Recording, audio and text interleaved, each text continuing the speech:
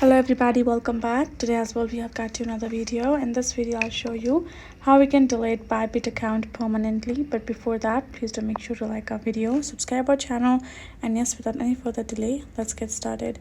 So for that, simply gotta open up your Bybit app on your phone, and right afterwards make sure to sign in as well, and then tap on this profile icon on top left corner. Then from over here, simply scroll down a bit. Then tap on this option of help below rate our app option. Go ahead, tap on it. And your interface gonna pop up like this. Afterwards, from over here, you're gonna go to self-service section and choose this option of deactivate account given in the bottom. Now once you have done that, you're gonna come over here. This kind of interface is gonna pop up. You can see the following consequences will be listed over here. Read it through accordingly and go ahead. Go to this account has been disabled due to, you have to choose a reason.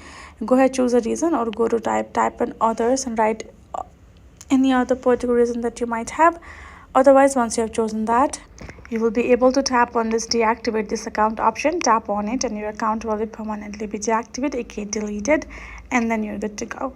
So that's how you can do it. Hope this video was helpful to you all. Thank you so much for watching, and I'll see you guys in our next video.